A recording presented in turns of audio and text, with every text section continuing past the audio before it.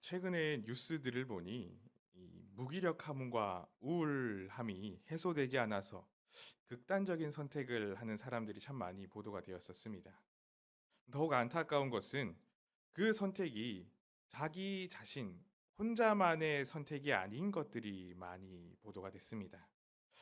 아내를 살해하고 자신은 어린아이를 데리고 아파트 옥상에서 뛰어내리는 그 가정의 가장이 있는가 하면 부부가 동반으로 그렇게 생을 마감하는 그런 가정도 있었습니다. 이런 비극이 일어나는 그 이유들을 살펴보았더니 계속해서 지속되는 아픔, 우울함, 무기력함이 해소가 되지 않고 극복되지 못해서 이제 이런 극단적인 방식으로 삶을 마감하게 되었다고들 그렇게 이야기를 합니다. 사람은 아프고 우울한 그 상황에 처해 있는 것을 누구도 좋아하지 않습니다. 당연히 모든 사람들은 그런 우울함과 무기력함의 상황에서 벗어나고 싶어 합니다. 그러나 그 벗어나는 방법들 중에 어떤 방법이 옳고 선한 것인지를 분별하지 못하면 이런 뉴스에 소개되는 사람들처럼 삶을 포기하는 안타까운 상황에까지 이르게 되는 것입니다. 어쩔 수 없었다는 그런 자신만의 핑계에 갇혀서 말입니다. 그리고 이런 일들은 지금의 시대에만 있었던 일들도 아닙니다. 이것은 우리뿐만이 아니라 성경에 있는 인물들에게도 나타나는 현상이었습니다. 특히나 오늘 말씀을 보면 엘리야처럼 그렇게 대단한 선지자도 마찬가지의 모습을 보이고 있음을 우리는 발견하게 됩니다. 오늘 엘리야는 굉장히 극심한 무기력증을 겪게 됩니다. 삶의 모든 것을 내려놓고 싶을 만큼의 힘든 심정이 그를 사로잡아 버렸습니다. 그래서 그는 죽기를 강구할 정도의 깊은 탄식과 절망에 이르게 되어 버렸습니다. 아무리 뛰어난 사람도 이렇게 인간적인 연약함이 있었던 것입니다. 그런데 오늘 말씀 이전에, 오늘 말씀 바로 직전에 이 엘리야에게 일어났던 일은 이 엘리야가 이스라엘 백성들과 그 당시 이스라엘 왕 아합 앞에서 행한 그 일은 사실 엄청나고도 놀라운 일이었습니다. 열왕기상 18장의 이야기를 쭉 보면 그 내용이 소개되고 있는데 우리가 잘 알고 있는 바알 선지자와의 대결이었습니다. 그 당시 북이스라엘의 왕 아합과 그의 아내 이세벨은 이스라엘의 역대 왕들 중에서도 손꼽힐 만큼 악한 왕으로 성경에서는 평가를 하고 있는데 그들은 하나님을 섬기는 예언자들을 학살하기도 하고 하나님을 등지고 우상을 섬기는 일에 앞장섰던 이들이었습니다. 그리고 사회적으로는 극심한 가뭄으로 인해서 온 백성이 또 함께 고통을 받고 있던 그런 시기였습니다. 그때에 하나님께서는 이 엘리야 선지자를 그렇게 악한 일을 행하는 아합 왕 앞에 보내셨고 엘리야는 홀로 갈멜산에서 우상인 바알과 아세라를 섬기는 예언자 850명과 신의 응답에 대한 대결을 펼치게 되었습니다. 그렇게 펼쳐진 대결에서 하루 종일 응답이 없던 바알과 아세라를 향한 제사와는 달리 불로 응답하시는 하나님의 놀라운 역사를 그곳에 있는 아합 왕뿐만이 아니라 온 이스라엘 백성들이 함께 그 자리에서 보게 됩니다. 왕이 믿던 그 우상이 850명이 섬기던 그 우상 바알이 응답한 것이 아니라 단 한 명 엘리야가 믿던 여호와 하나님께서만 응답하신 것이었습니다. 그래서 열왕기상 18장 39절에 보면 그 놀라운 광경을 보게 된 온 백성들은 이렇게 하나님을 향해 외칩니다. 모든 백성이 보고 엎드려 말하되 여호와 그는 하나님이시로다. 여호와 그는 하나님이시로다 하니.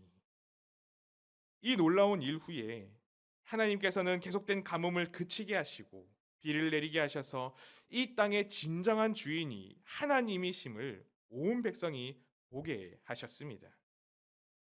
이런 일련의 일들을 보면 참으로 놀라운 하나님의 역사를 행했던 엘리야였습니다.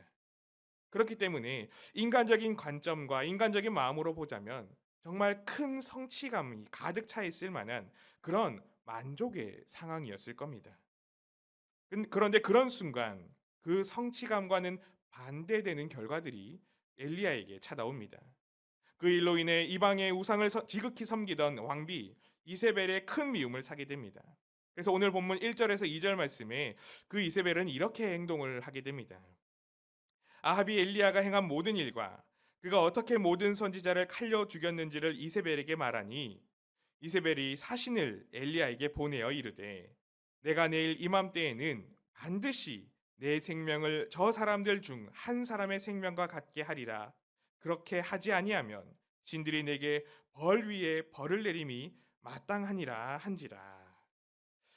엘리야는 이세벨은 이 엘리야를 반드시 죽이겠다고 다짐하면서 사람을 보내서 그를 찾아 나섭니다.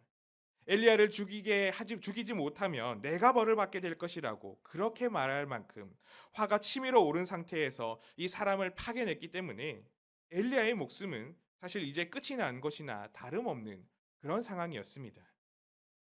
하나님의 역사를 보이며 큰 일을 행했던 것이 오히려 이제는 자신의 목숨을 위협받게 하는 상황으로 변하게 되어 버렸고 그로 인해 엘리야는 살기 위해서 도망칠 수밖에 없었습니다. 그래서 3절 말씀을 세번역 성경으로 보면 엘리야는 두려워서 급히 일어나 목숨을 살리려고 도망하여 유다의 브엘세바로 갔다라고 말하고 있는데 살기 위해서 다급하게 도망할 수밖에 없었던 두려움 가득 찬 엘리야의 모습이었음을 이 성경은 보여주고 있습니다. 이렇게 엘리야는 극과 극의 상황을 경험하게 되었습니다. 바알과 아세라 선지자와의 대결에서 승리하였을 때에 온 백성이 환호하고 하나님께로 돌아오는 그 승리의 기쁨을 누렸지만 그 기쁨은 잠시뿐이었고 곧 자기 자신을 잡아 죽이려는 큰 위기와 그로 인해 깊은 절망의 상황에 이 엘리야는 처해야만 했던 것입니다. 큰 기쁨에서 그와 반대되는 깊은 절망으로 상황이 뒤바뀌면 사람들은 상대적으로 더 큰 좌절감에 빠지게 됩니다. 더 헤어나올 수 없는 늪에 빠진 기분을 사람은 받게 됩니다. 그래서 그런 상황에 처하게 된 엘리야의 반응도 일반적인 연약한 사람들과 다를 바가 없었습니다. 그래서 4절의 말씀에 그의 심경을 하나님께 이렇게 기도하고 아뢰고 있습니다. 자기 자신은 광야로 들어가 하룻길쯤 가서 한 로뎀나무 아래 앉아서 자기가 죽기를 원하여 이르되 여호와여 넉넉하오니 지금 내 생명을 거두시옵소서. 나는 내 조상들보다 낫지 못하니이다 하고 엘리야는 이제 자신의 인간적인 한계를 경험했습니다. 하나님의 역사로 영광스러운 큰 일을 행했음에도 불구하고 오히려 대적인 이세벨에게 쫓기는 처지가 되자 이제 자신이 할 수 있는 일은 아무것도 없다는 그 생각에 사로잡혀 버리고 맙니다. 하나님의 큰 권능이 임해서 상황이 좋아졌었지만 곧 다시 반전이 일어나서 극심한 무기력의 상황에 처하게 되자 이제는 하나님의 능력을 신뢰함으로 다시 일어서서 앞으로 나아갈 그 의지가 완전히 사라져 버리고 말았습니다. 그래서 하나님께 말하기를 이제는 내가 더 이상 바랄 것이 없으니 그 큰 하나님의 능력으로도 여전히 나를 깊은 수렁에 두게 하셨으니 나의 목숨을 거두어 달라고 그렇게 기도하고 있는 것입니다. 영적 무기력함에 빠져서 깊은 절망에 처하게 되자 이제 자신의 삶을 내려놓으려 합니다.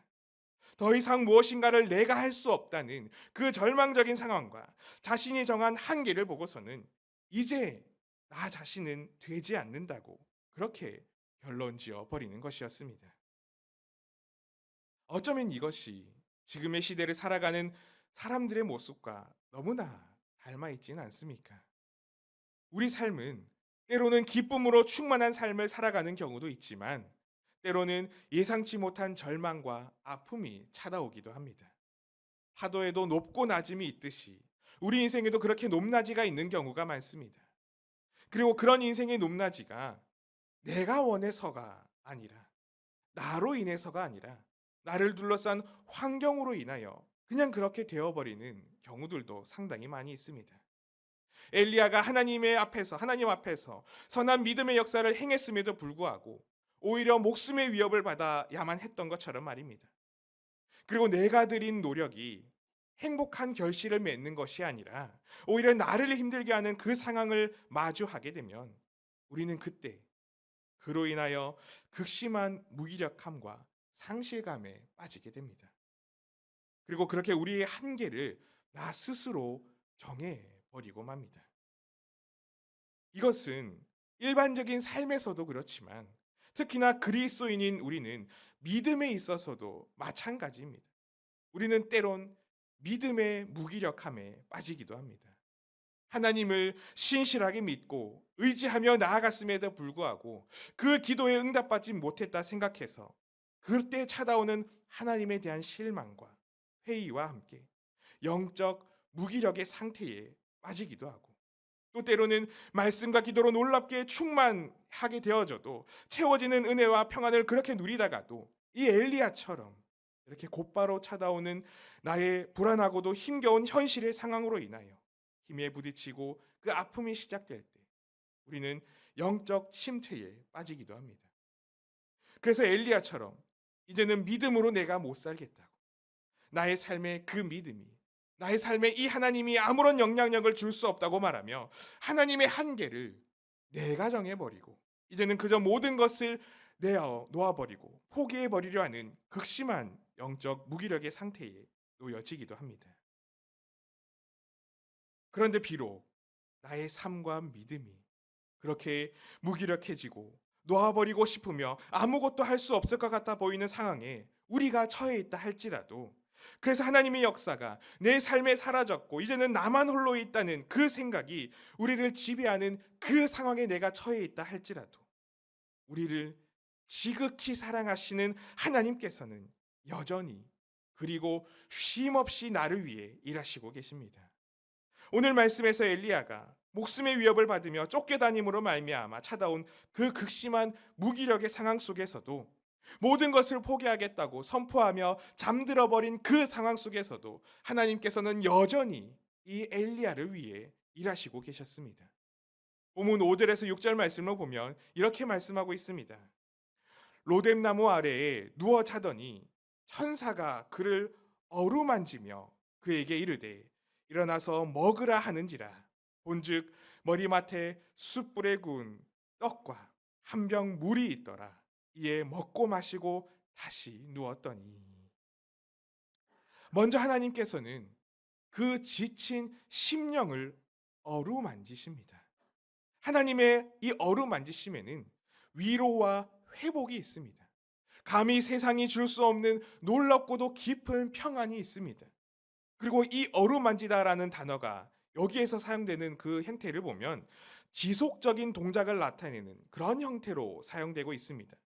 즉, 이 어루만지심은 지금 이런 위기의 순간 그때에만 있는 것이 아니라 이전부터 그리고 앞으로도 늘 지속되는 하나님의 관심이라는 것을 이 단어는 보여주고 있습니다. 하나님의 어루만지심과 하나님의 위로는 이렇게 단지 어느 한순간이 아닙니다. 영원한 어루만지심이며 끝없는 위로하심입니다. 그렇기에 그 하나님이 심령을 어루만지시며 우리에게 손을 내미실 때에 우리에게는 진정한 위로와 기쁨을 얻고 평안으로 우리의 삶에서 일어나 나아갈 수가 있는 것입니다. 하나님이 우리 삶을 어루만지실 때에 무너질 것 같은 삶의 환경 속에서도 깊은 곳에서부터 터져나오는 그 놀라운 평안을 우리는 노래할 수가 있는 것입니다. 하나님께서는 지치고 상한 우리 삶에도 이렇게 늘 찾아오셔서 이전부터도 함께 계시고 앞으로도 함께 하셔서 어루만지심으로 위로하시고 평안의 은혜를 더하여 주시는 줄로 믿습니다. 그리고 그 하나님의 어루만지심은 단지 심적인 어루만지심에, 심적인 평안에만 그치지 않습니다. 하나님은 지친 육신의 상태에 있던 엘리야가 또한 직접 그 육신의 힘을 얻을 수 있도록 아무것도 없는 그 광야에서도 구운 떡과 물이라고 하는 육신의 양식도 주셨습니다. 그래서 엘리야의 몸도 다시 움직일 새 힘을 얻게 하셨고, 그렇게 하나님이 주시는 양식을 의지하여 에너지를 다시 얻어서 나아가게 하셨던 것입니다. 하나님의 어루만지심은 이렇게 우리 삶에 실제적 도움이 되게 하십니다. 영육간에 모두가 강건하게 하셔서 새 힘을 얻게 하시고, 그래서 그로 말미암아 그 무기력을 극복하도록 하나님은 세밀하게 역사하시는 것입니다. 하나님은 오늘 우리 인생에도 이렇게 역사하실 줄로 믿습니다. 우리가 우울하고 무기력함에 빠지지 않도록 세세하게 일하셔서 우리 삶을 어루만져 주시며 우리가 그 갈 길을 다 마칠 수 있도록 먹이시고 힘을 더하여 주실 줄로 믿습니다. 하나님의 사랑과 은혜는 크신 역사 앞에서도 변함이 없지만 우리의 삶의 밑바닥 그 순간에도 하나님은 여전히 그 자리에 함께 하시며 우리의 삶을 처음부터 끝까지 어루만지시고 계시고 그로 말미암아 우리에게 끊임없는 힘을 다하시고 이끌어 가시는 줄로 믿습니다. 그렇게 하나님의 변함없이 이렇게 세우시는 은혜를 충만히 경험하는 그런 우리 모두가 되기를 바랍니다. 그리고 무엇보다 우리가, 우리 가정이, 우리 교회가 바로 이렇게 무기력함을 극복하게 하는 축복의 통로들이 또 한편으로 될 수 있기를 바랍니다. 하나님께서 우리 삶을 어루만지시고 다시 소명을 더하여 앞으로 가게 하시는데 그 뜻하심대로 쓰임 받을 수 있는 그런 우리 모두가 다 되셨으면 좋겠습니다. 제가 얼마 전에 마음을 따뜻하게 해주는 한 뉴스를 보았습니다. 이 뉴스는 강원도 정선의 한 고등학교 학생부장인 이원재 선생님의 이야기였습니다. 이 선생님은 등교하던 학생들의 그 표정이 피곤에 쩔어 있고 스트레스도 많이 쌓여서 무기력하게 있는 그 모습들을 보면서 이제 처음에는 뭐라도 먹이면 스트레스가 풀리지 않을까 하는 생각에 근처 빵집을 찾아가서 사정을 이야기하고 빵을 기부받아 왔습니다.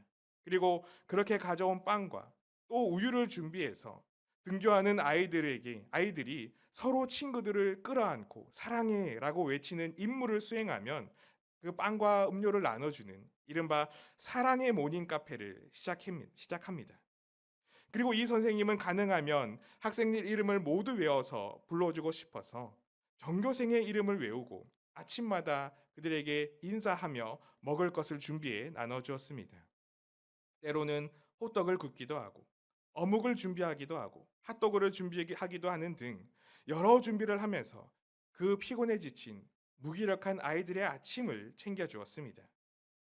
그러자 그 노력에 학생들 안에서도 변화가 일어나게 되었는데 어느 해 졸업식 때에는 자신과 일면식도 없던 학생이 이렇게 말하는 것이었습니다. 학교 오기 싫었는데 빵 나눠주는 선생님 때문에 왔다라는 것이었습니다. 학업에 지치고 친구 관계에서 힘들어하고 여러 어려운 상황에 처한 아이들이 쉽게 지치고 무기력해질 수 있는 그런 상황 속에서 이 선생님의 작은 노력과 관심이 그들이 다시 힘을 내고 올바른 길로 가게 만드는 통로가 되었습니다. 그래서 가기 싫은 학교가 아니라 그래도 가도 괜찮은 곳, 가고 싶은 곳, 만나고 싶은 사람이 있는 그 학교로 그 장소가 변화된 것이었습니다.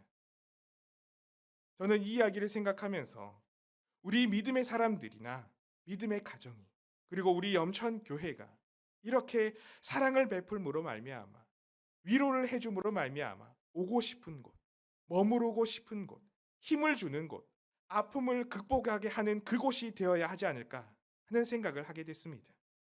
참으로 많은 어려움 속에서 우리의 자녀들, 우리 다음 세대들, 우리의 성도님들 모든 많은 사람들이 그렇게 살아가고 있는데 그 아픔과 괴로움, 스트레스와 우울함을 해소할 것이 없어서 그저 그렇게 지쳐가고만 있는다면 점점 무기력해지는 그 삶에 치여 때로는 통로가 보이지 않아 힘든 극단적인 삶으로 마감하는 경우들도 있습니다.